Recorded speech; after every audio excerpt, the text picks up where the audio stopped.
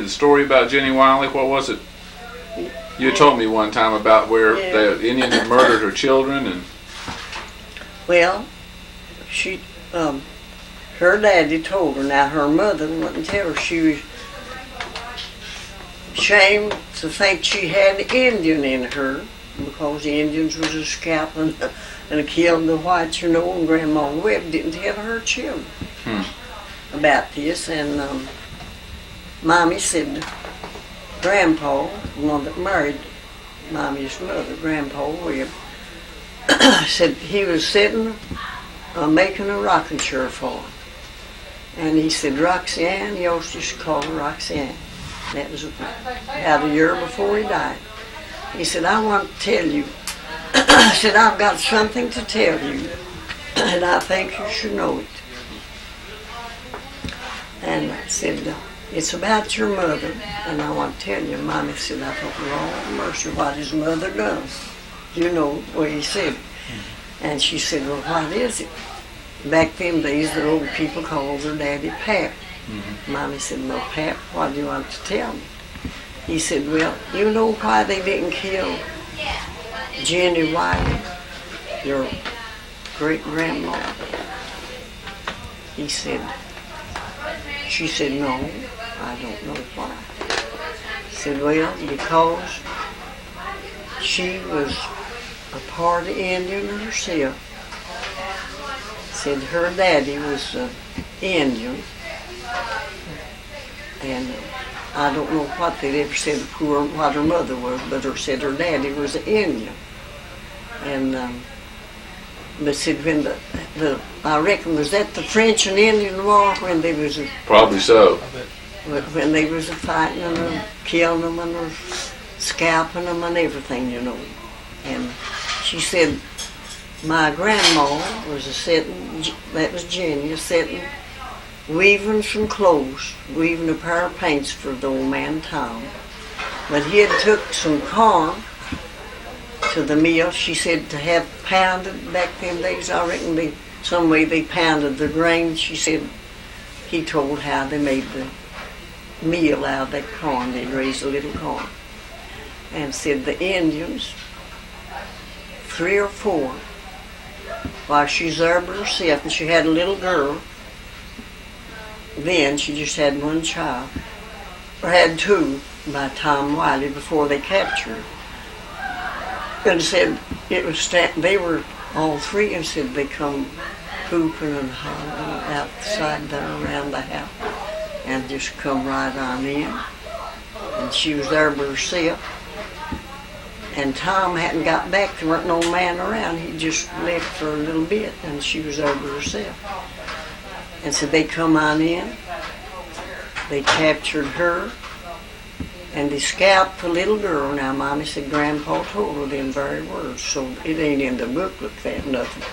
But now that was Grandma Webb's grandpa and Grandma. She knew it. Her Mommy told her. So anyway, so they scalped the little girl, left her there to die. Took the woman, grabbed the little baby up in her arms, and she went with it out through the yard and said, there's a big beech tree there in the yard. And said, they took that baby out of her arms and took it by the heels and just smashed his head against the tree and pitched it down. And went on with it. I don't know where they lived at. He didn't tell Mommy. Because this state was Virginia, just all Virginia. I don't know just where they lived. And captured her. But someone said they lived in Kentucky. Some stated that, but Mommy said they lived up here in West Virginia, which weren't plumb up in the Virginia part where you live. It was close. Because she said they come over and down, but they captured her and had her 11 months. And way they fed her, the only way they could feed themselves, they captured her. Went so many miles that day and landed under a rock. Stayed under that rock pit. They'd get out and kill game. And it was in the winter time, cold weather, November or something like that. Said they'd get out and kill their game and bring it in and they'd eat, fix it to eat. Kept her that way 11 months, so they'd hunted the woods out and there weren't very much game left, and they said, we've got to leave here. So it's might have been pretty close to Marbone up here above Crum. Mm-hmm. And so anyway, she said that they tied her, there's a little bush, grew about that big around it. It was right at the edge of the rock cliff. And they had leather strings, didn't have no other kind of strings, to use. Said they tied her arms just like that to that tree, and said while they were hunting, it'd come a little drizzle of rain, just drizzling rain. Said, and I just, that raining down on my hands, and I just began doing like that. Grandpa showed Mama. She said, I just began like that. And I said, oh, once that just come untied. See, wetting that string where they had tied. Mm-hmm. That stretch come untied. And said, we had a little dog there, and they didn't take the dog hunting with them. They get my little line and killed their game. It'd be a barking and running everything away. And said, I sit there. I walked over and sat down. And I thought, I've got a chance to leave, but they may overtake me and catch me and kill me. But they undertook to kill her, but the chief of they said, we'll kill her, She couldn't understand them then, but they understood her language in 11 months. They could talk her language, and she could a little bit of that. But they said, let's kill her. When they first captured her, and though the main one, the chief said, no, she learned us how to weave, how to raise corn. She learned us this and learned us that. We no kill her. But now Grandpa said the reason he didn't kill her because she was part Indian herself, and he knew it by looking at her. So anyway, she said, I'd sit there and debated about leaving the rock cliff for fear they'd get me. It was getting late in the evening. Said, but I made up my mind to leave. Said, and I took out of that house. The dog followed me a little way, and I scolded it back and threw rocks at it. Afraid they'd go barking, they'd know I'd have it with me and be a-going. Said, so I just run the dog back. Kept going and going till about, said, I know it was right close to daylight, maybe 2 o'clock in the morning. The moon was shining. Said it didn't rain, it cleared off. And said, I just kept going till I got tired. And said, there's an old big log, a hollow log, big enough, said, till I crawled back in it and laid down and went to sleep. And said, I'd been asleep a while, and said, in my sleep, said, something told me, said, wake up, Jenny, the Indians are after you. Said, and I just woke up all at once. I had that in my dream, or just something spoke that, Said, when it said that, which she had her mind on them being after, and she said something spoke to me and said that they're after you. Said, I just jumped up and took out in.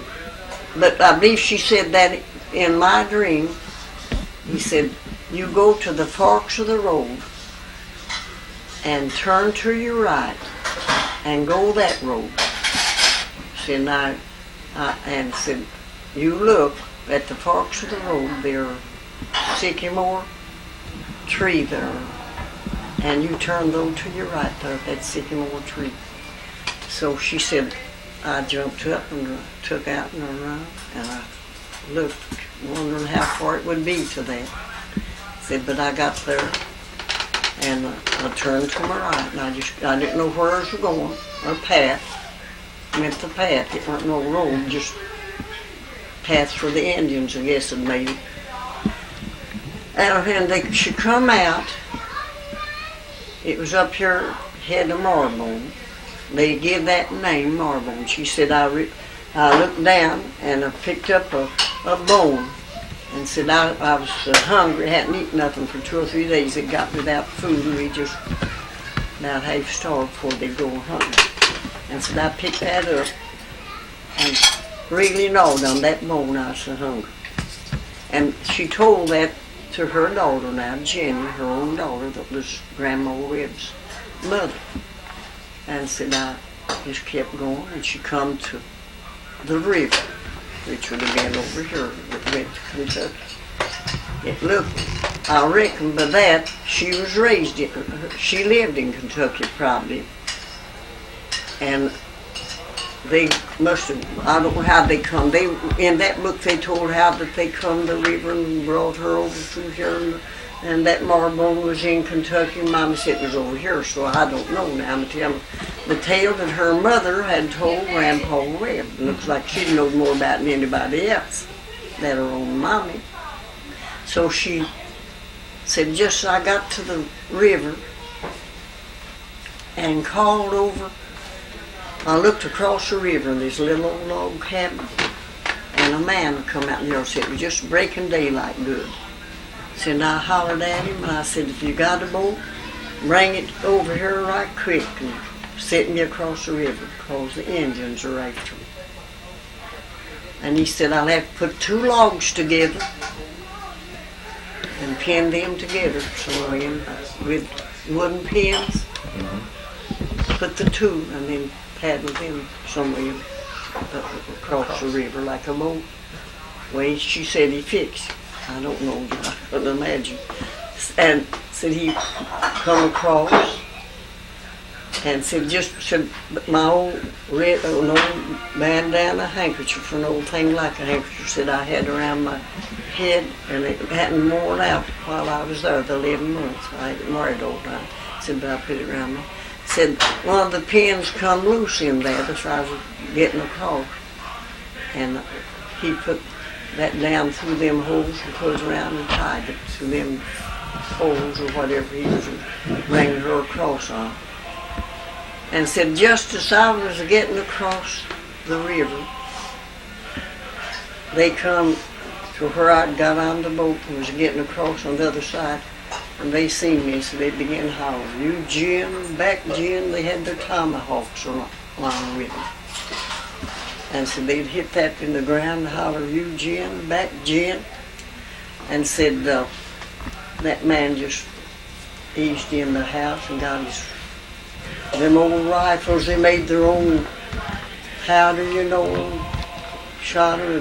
They could shoot across the river with one of them rifles. And went to shooting at them. They left and never did hear from him. So she went back to her old man. I don't know where that was at. She went back, but they said that was in Kentucky, but now she was in West Virginia. What Indian tribe? Do you know what tribe it was that captured her? I should know, but I don't. I really don't know, but it's I really can't think of it right now. There's so many tribes, I don't know which to tell you. But she went back to Tom Wiley, and she had 2 children before she had left him, and then she had 10 more. And I'm the generation from Jenny Wiley, you see. Mommy's grandma, my great-grandma, just like I am to her.